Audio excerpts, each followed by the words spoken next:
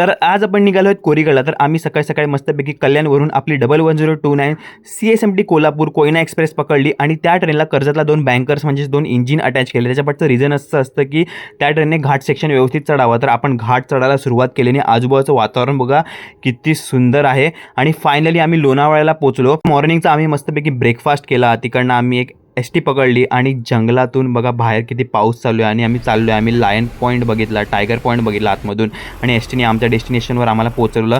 आणि तिकडे आम्ही भुर्जी खाल्ली, अजून मॅगी खाल्ली गरम गरम मस्तपैकी थंड वातावरणात. आणि आम्ही गड चढायला सुरुवात केली. आपल्यासोबत आज आहेत 2 ट्रेकर्स, एक आहे अश्विनी आणि एक आहे रोहन. तर आमचा प्लॅन कसा ठरला आहे ते तुम्हाला सांगतो. आमचा प्लॅन कसे अचानक भयानक ठरतात, काहीच प्री प्लॅन नसतं आमचं. कसं जेवढं पण आम्ही प्री प्लॅन करतो ना तेवढं सगळं अनसक्सेसफुल झालं आहे. म्हणून एक टिप तुम्हाला द्यायची की जर तुम्ही प्लॅन करत असाल तर अचानक भयानक करत जावा.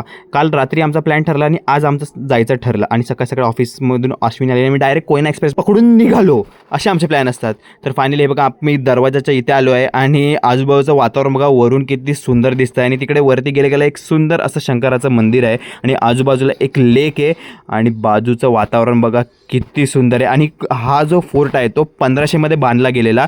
आणि या गडाला तिसरं पण नाव आहे, ते म्हणजे कुंवारी गड या नावाने सुद्धा ह्या गडाला ओळखतात. तिकडनं आम्ही खाली गेलो, तिकडे पाण्याच्या टाक्या होत्या.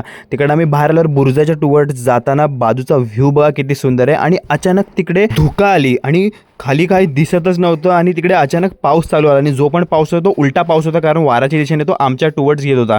देन आम्ही थोडा वेळ तिथे बुरुजाच्या टुवर्ड्स थांबलो आणि पूर्ण किल्ला आहे तो धुक्यांनी पसरला आणि समोर काही दिसतच नव्हतं. प्लीज प्लीज प्लीज गडावरती गेल्यावरती कोणीच तिथे घाण करू नका किंवा कचरा करू नका. ह्या गडावरती काय कोणत्याही गडावरती गेल्यावरती, कारण ती पर्यटन स्थळं नाहीत, ती छत्रपती शिवाजी महाराजांनी तिथे इतिहास रचला आपला. तिकडनं आम्ही कोराई माता मंदिरात गेलो आणि तिकडनं आम्ही ट्रेक करताना एक अशी जागा होती जिथे डिफिकल्ट होतं थोडं, कारण बाजूचा कडा पूर्ण तुटलेला. सो तिकडे कसा तरी मी चढलो आणि ही बघा तो त्या टायमाची. आणि तिकडे बाजूला अजून एक लेक होती. आम्ही एक्सप्लोअर करत होतो की अजून त्या गडावरती काय आहे. तर तिकडे आजूबाजूला कोणच नव्हतं आणि आम्हाला 2 मिनटासाठी वाटलं की आम्ही हरवलो आहे. बट आम्ही आलो मेन पॉईंटला कसं तरी शोधत. आणि स्टार्टिंगला आल्यावर तुम्ही जे मंदिर बघितलं ते हेच महादेवाचं मंदिर. आता बघा इथे किती धुकं पसरली आहेत आणि बिलकुल काय इथे दिसत नाही. तर आम्ही थोडं खाण्यासाठी एका ठिकाणी थांबलो, जरा ह्या बाबूला जरा खायला दिलं आणि धुक्यात मस्तपैकी फिरत होतो. तुम्ही जस्ट ती फ्रेम बघा किती इम्पॅक्टफुल वाटते. त्याच्या पाठचं रिझन आहे की धुकं, पाऊस. आम्ही काही वेळाने तिकडनं निघालो आणि अचानक जोराचा पाऊस सुरू झाला. एवढं सुंदर वाटत होतं ना ते दृश्य त्यावेळेचं. मी तुम्हाला एक रिकमेंड करेल की जर तुम्हाला किल्ले व्हिजिट्स करायचे असतील तर हायली रिकमेंड करतो की पावसाळ्यात व्हिजिट करा. तर गड उतरून झाल्यावर आम्ही रिक्षा केली आणि लोणावळा स्टेशनला पोहोचलो. तिकडनं वॅप्सन इंजिन घेऊन आले इंद्रायणी आणि आम्ही पोहोचलो मुंबईला. तर चला आपण आता भेटू नेक्स्ट व्लॉगमध्ये.